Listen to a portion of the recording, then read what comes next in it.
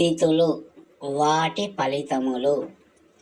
పాడ్యమి ఉదయము పనులకు మంచిది కాదు. తిథి అర్ధభాగం తర్వాత మంచిది. విధియ ఏ కార్యం తలపెట్టినను శుభకరం. తదియ అన్ని కార్యములయందు విజయం ఆనందం కలిగించును. చవితి మధ్యాహ్నం 1 గంట తర్వాత మంచిది. పంచమి శుభమునకు చిహ్నము, లాభము సమకూరును. షష్ఠి రాత్రి సమయమున మంచిది. సప్తమి అన్ని కార్యములకు మంచిది. అష్టమి మంచిది కాదు. నవమి మంచిది కాదు.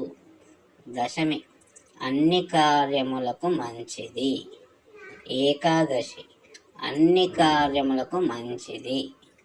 ద్వాదశి ప్రయాణములకు ఆహారం తిని వెళ్ళినచో శుభప్రదం, లాభం కలుగును.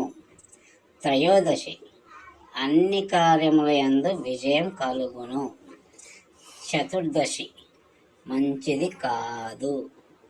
పౌర్ణమి అన్ని కార్యములయందు విజయం కలుగును. అమావాస్య మంచిది కాదు.